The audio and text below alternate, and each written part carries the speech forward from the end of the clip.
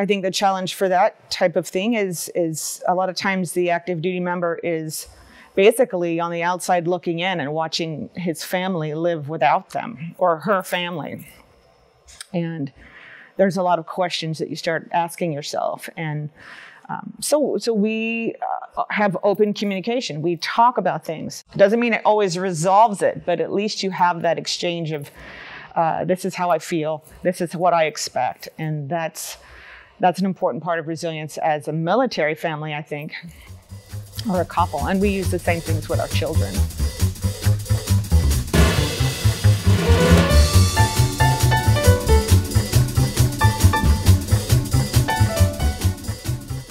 Good evening, Sasebo. Good evening, Navy Region Japan. This is Chaplain Lawrence with another episode of Taps with Chaps. Today, we're going to continue our discussion on resiliency, and I want to introduce you to a special guest that we have this week, Ms. Susan Lebron. Welcome to our show. Thank you. As I do with all my guests, please tell us just a little bit about yourself, maybe what your role is in terms of being a Navy spouse and what that's looked like over the course of your lifetime. So please share with us. Sure. My name is Susan Lebron, and I have been a Navy spouse for 24 years. Rich is, he's been an officer since we met, so it was straight out of the gate, no exit off the highway there. And we have 6 children. One is active duty Marine Corps and one is active duty Navy. And we just had our 3rd swear-in for Navy service last week. Oh, congratulations. Thank you. So we're here with the remainder 3 girls and just loving Sasebo. So we've been here since, maybe 8 months, and we've been a lot of places. It's a long time to be riding the waves of a Navy family adventure.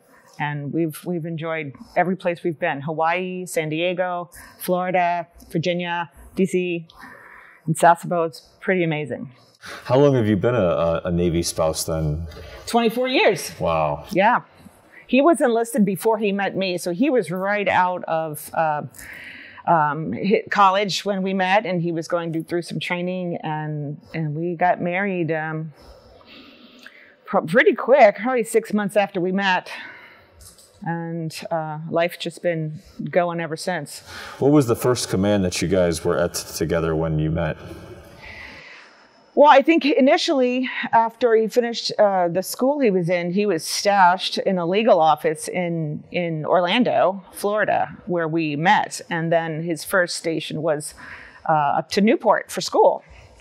So that was the first, we lived on base, and I had gotten pregnant on our honeymoon, so everything changed.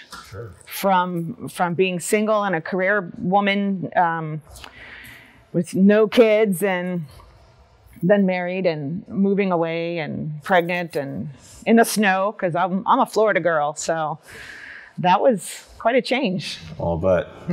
And in that time, I mean, you've been a lot of places, you've seen a lot, you've done a lot, you've experienced a lot. And in our discussions about resiliency, what are maybe some of the things that you've seen from the spouse's perspective, a mother's perspective, a wife's perspective, that have challenged you, that have challenged your resilience both as an individual or as a family? There are many things. Being a military spouse has its challenges, and being ready to go. I've always told Rich that when a new opportunity comes up, I said, you say yes and we'll figure it out. You say yes, because I support his career 100%, and he knows that he can accept a job anywhere in the world, and we're going to support him, whether we go or not, whether we're able to follow him or not. It's just, and many times, unfortunately, we haven't been able to follow him, and that's caused a lot of stress and things that we needed to overcome, and communication and just I think the challenge for that type of thing is a lot of times the active duty member is basically on the outside looking in and watching his family live without them, or her family. And there's a lot of questions that you start asking yourself. And So we have open communication. We talk about things. Doesn't mean it always resolves it, but at least you have that exchange of, this is how I feel, this is what I expect. And that's an important part of resilience as a military family, I think, or a couple. And we use the same things with our children, is just, how do you feel? And sometimes we need help. And there's no shame in saying, hey, this is bigger than we are. We're going to get counseling. Either it's my counseling and his counseling, or our counseling, or family counseling. Right. And we've all been there. And not even a reaction, but to be proactive and just to maintain your own sanity, so that when changes and things shake you, that you have a firm foundation. I think all of that is just absolutely spot on. From a chaplain's perspective, the number one thing that we always see in relationships is communication. The communication, a breakdown of it, and being proactive, I think, is really great advice, because so frequently, by the time people come and ask for help, it's already kind of on meltdown mode. So if we can get ahead of it and be proactive when we're saying, like, things just aren't going quite right, or even just, hey, could we use a tune-up? We all could use tune-ups from time to time. I think that's great advice, so thank you for that. In recent months, we've seen a lot of changes in the world and in the Navy and in families and PCSs, especially with regards to COVID-19. What are some of maybe the things that you've seen or you've experienced or you've heard from other spouses that have been resiliency challenges in the face of COVID? I think one of the largest challenges with the COVID situation is feeling isolated. A lot of people, when bases shut down, towns shut down, and people are alone with their thoughts. I think it becomes a challenge to where you, not only is the elephant in the room for all the other personal issues you have, but you're stuck in the room. Right. And it makes me think about this elephant in the room and how you're 6 feet apart from each other, but you're only 3 feet apart from the elephant now. So I think it's kind of created a in-your-face type of situation where you need to resolve some issues that maybe have been brushed under the carpet. You've had to face some things about yourself that you don't like, maybe things that have needed to change for a long time. And it's easy in the busyness of life to kind of go around it, ignore it. And I think that has been a really big challenge for a lot of people, going, okay, well, I don't have a job, but maybe I didn't really enjoy that job. So it forces some more creativity and thought. And I think if people use these opportunities of solitude as not feeling lonely and isolated by going, hey, I'm going to recreate myself. And you saw a lot of that. We saw a lot of that with learning how to bake bread, and people really got their creative juices going. But on a personal level, I did learn how to make my own pasta from scratch. Oh, nice. And I took up gardening. And so I think it's important to really look inward and realize, hey, all of these things that maybe haven't been going right, I can set them straight. And looking at the big picture, to only do your part. I think resiliency is a personal journey, and kind of takes on many different coping strategies. And you need to be healthy, you need to gain perspective, and you need to make connections with people. And mostly you need to learn to love yourself and keep yourself healthy. Otherwise you won't be able to help your kids or your husband or anyone.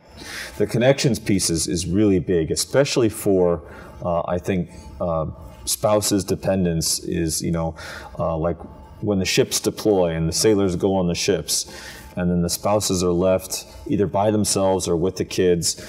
And especially if they're new, if they've just PCS'd in, they don't know too many people, they haven't been anywhere because they maybe can't go anywhere. Right. How do you form meaningful connections or relationships with people in the face of that, what are some of the things that you've seen as successful models for forming relationships and connections? As a moving around a military spouse, that's what I can speak to. Is that's the first thing I do. I protect my sanity, and if we have 6 children, and whenever we would PCS, that's the first thing I would do is I would find a church, a support group. Whether it was civilian or on base, or both. I think at one point I was playing bunco 4 times a month just to get out and meet different groups of people, whether it was Army, Marine Corps, Navy, and it's important to find your tribes, your personal, what you like, what you don't like. And I always say, do what you enjoy, and then you look around and you find people that are enjoying the same thing. So that's an automatic common ground that you can start to build a friendship on. Not everyone is going to like you, and that's okay. You're not going to like everyone. People you meet can still enrich your life without being best friends and that sort of thing. So I think it's important to maybe learn some new hobbies or focus on something that you're really good at, and let it grow and develop from there. If you sing, maybe you can sing at church, or maybe you can sing at, I don't know, karaoke, or, just to find an outlet, I think is important. And to find, other moms, if you're a mom, to do exercise together or play dates together, and then find ways to co-op and take a break from your kids, to do things for yourself as a person, as a woman. It's important. What are some of the things that you've seen, like with your children, in terms of how they've adapted to military life, some of the resiliency issues that maybe you've seen as a parent, as a mother? Because I know we've got a lot of parents out there that have kids that, they struggle with sometimes, I got to get my kid into school, or the kids move schools so often. What are some of the experiences or perspectives that you bring in terms of a mother and a parent? I think that the lessons you teach your children are there. They are there. And my first child, I think I was stressed out for number one, and he was a challenge too, but now he is my heart. He is a strong young man that I admire and that teaches me and calms me every day. And but there were times growing up where he didn't clean his room, or he wanted to sit and play video games all day. And now he's, working in intelligence. It's like, what? I think to be worried about how it is now with the children and all these minutiae, it really is all small stuff. What matters is how you shepherd their hearts. The grades, yes, you want them to be successful and move on and have careers or whatever they're going to do. In the end, they will make their own decision. So we had one of our kids, and she was bound for college and wanted to go to Ivy League, and she interviewed with Ivy Leagues. And she ended up enlisting in the Navy, which was totally different.